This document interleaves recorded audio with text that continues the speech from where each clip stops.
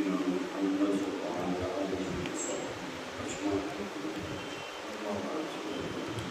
ولقد نعلم أنهم يقولون إنما يعلمه بشر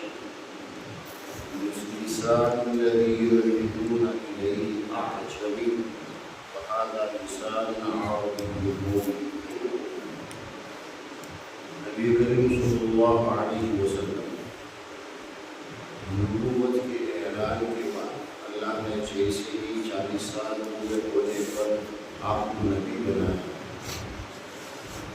اور وہی آنے لگی تو آپ نے لوگوں سے ملاقات شروع کی، دعوت دینے لگے، لیکن شروع میں آپ کی دعوت کو قبول کر کے مسلمان ہونے والوں میں زیادہ تر غلام اور کمزور لوگ،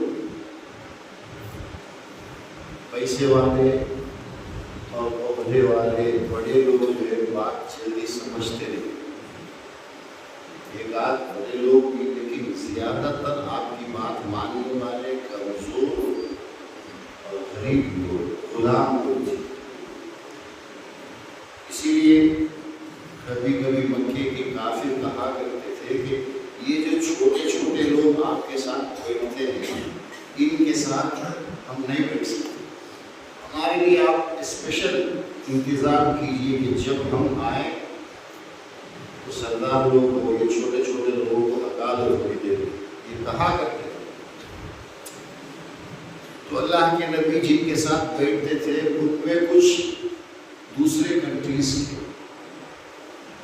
قوم سے آئے ہوئے لوگ تھے جو عرب نہیں تھے، نان عرب جسے ہوتے ہیں، جن کی بھاشا اور زبان عربی نہیں تھی، ویسے بھی لوگ تھے مکے میں، اور وہ لوگ نصرانی بھی ان میں سے تھے جو تورات اور انجیل تھوڑا بہت جانتے تھے، ان کی زبان عربی نہیں تھی، ان کو بھی اللہ کے نبی دعوت دینے کے لیے جاتے تھے، ملاقات کرتے تھے۔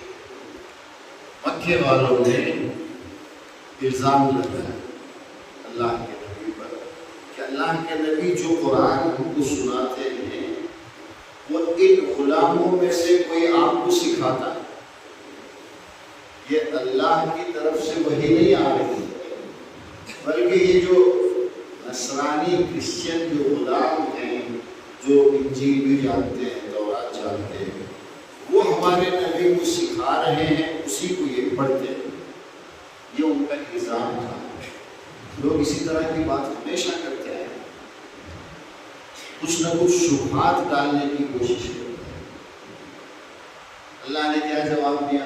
لسان الذی یلحدون الیہ اعجمی، جن لوگوں کی طرف یہ اشارہ کرتے ہیں، یہ کہتے ہیں کہ یہ ان کو سکھا رہے ہیں، ان کی تو زبان ہی عربی نہیں، اور اعجمی جو عرب نہ ہو، نان عرب کو عرب لوگ اعجمی کہتے ہیں، یعنی جو عربی بول نہیں سکتا، پڑھ نہیں سکتا، لکھ نہیں سکتا، یا اگر پڑھتا بھی ہے تو کلیئر نہیں ہے، عربی ٹھیک سے نہیں آتی ہے اسے، یا زبان میں لکنت ہے، یعنی کوئی ایسا عیب جس کے اندر ہے کہ اگر پہلے تو وہ عرب ہی نہیں ہے، دوسری کنٹری کا ہے، اس کی بھاشا کچھ اور ہے، وہ آ کر اتنی اچھی عربی، وَهَذَا لِسَانٌ عَرَبِيٌّ مُبِينٌ، قرآن کی جو بھاشا ہے، قرآن کا جو سب سے بڑا معجزہ ہے، جو ہمارے نبی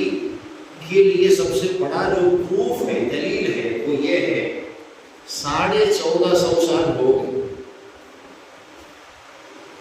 جو بھاشا عربی زبان قرآن میں یوز کی گئی ہے، وہ لٹریچر میں ٹاپ نمبر پر ہے 1450 سال سے۔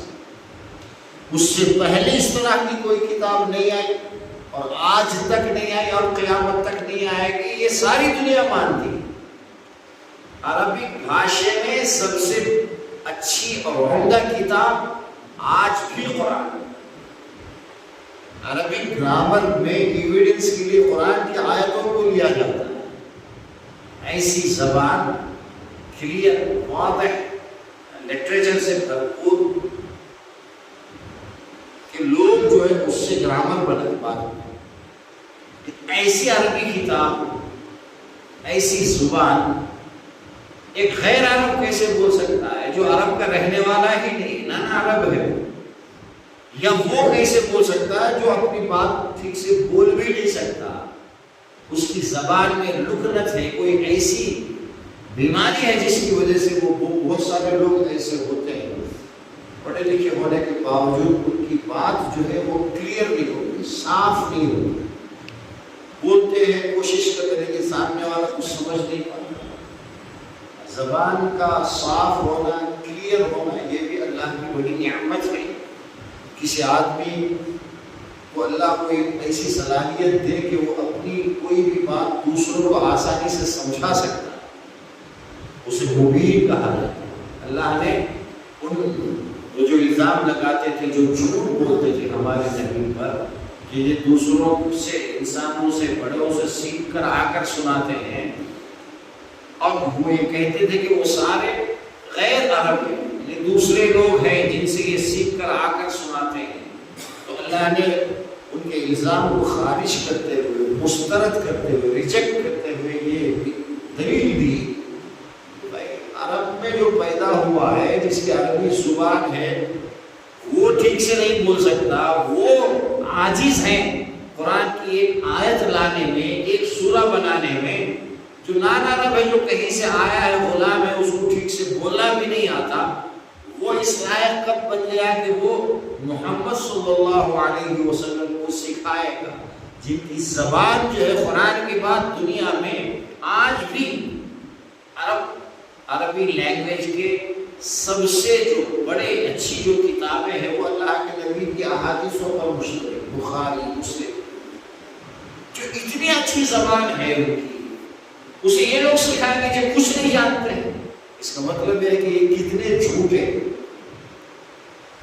اس کے علاوہ دنیا میں ہمیشہ باہر کے جو لوگ ہیں نا، جن کے اصل عربی زبان نہیں ہوتی ہے، کچھ نہ کچھ سمجھ کر، شبہات ڈال کر، اسی قرآن کی آیتوں میں تحریف کر کے اپنی جو غلط چیزیں اسے ثابت کرنے کی ہمیشہ کوشش کرتے ہیں. آج جو لوگ دیگ بنا رہے ہیں، یہ کہاں سے آیا؟ یہ بھی کسی حدیث قرآن سے نکالیں گے کہیں نہ کہیں. قرآن تو چیلنج کر رہا ہے. یہ تو ایک صاف ستھری اور سیدھی اور کلیئر کتاب ہے. اس میں ایک ایک مسئلہ جو بیان کیا گیا ہے وہ چھوٹا بچہ بھی سمجھ سکتا ہے. تمہارے سمجھ میں کیوں نہیں آتی؟ الٹی سیدھی چیزوں کو دین کے نام پر، قرآن کے نام پر جائز اور ثواب کی چیز بنا کر پیش کرتے ہیں. اور جب تمہارے سامنے کوئی صحیح حدیث پڑھ کر سناتا ہے جو کہ کلیئر ہے، جس کا میسج کلیئر ہے، جس کا میننگ کلیئر ہے، اسے پکڑاتے ہیں ان کافروں کی طرح سے.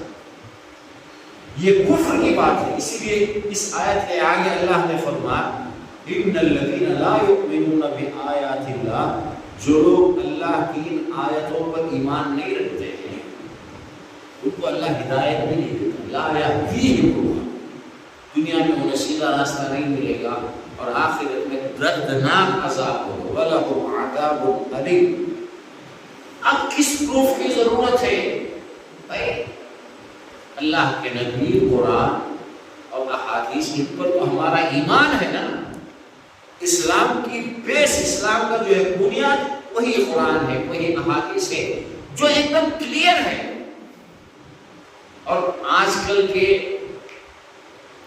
جو گمراہ جو لوگ ہیں، جن کو نہ قرآن کی سمجھ ہے نہ احادیث کی سمجھ ہے، ان کی باتوں میں آ کر قرآن و حدیث کو چھوڑنا یہ کتنی بڑی گمراہی ہے. اس کا یہ ایسی گمراہی ہے کہ اللہ نے اس کو فرمایا یہی بے ایمانی ہے.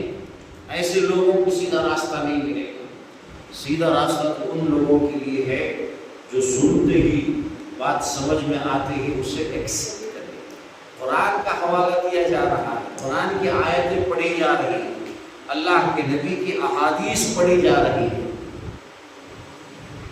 بات سمجھ میں بھی آتی ہے، اس کے باوجود انکار کرنا تمہارے حدیث الگ. یہ بات جس کی زبان سے نکلتی ہے نا، اس کا ایمان ہی نہیں.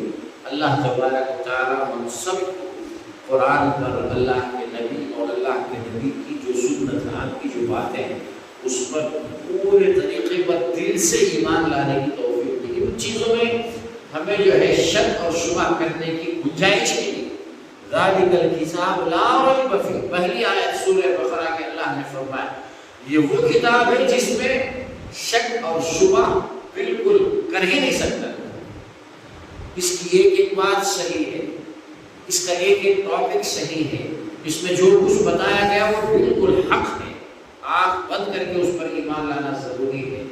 ان سب کے باوجود لوگ جو کر رہے ہیں کہاں سے، اس کی کیا دلیل ہے؟ بس کفر ہے اور کچھ بے ایمانی ہے۔ اللہ تبارک و تعالیٰ ہمیں اس طرح کی بے ایمانی سے ہماری حفاظت فرمائے اور ہم سب کو دل سے ایمان کی توفیق دے کہ جہاں قرآن کی بات آئے، احادیث کی بات آئے، ہم اسے مان لیں، قبول کر لیں، ایکسپٹ۔ سبحان اللہ و بحمدہ، نشہد ان لا الہ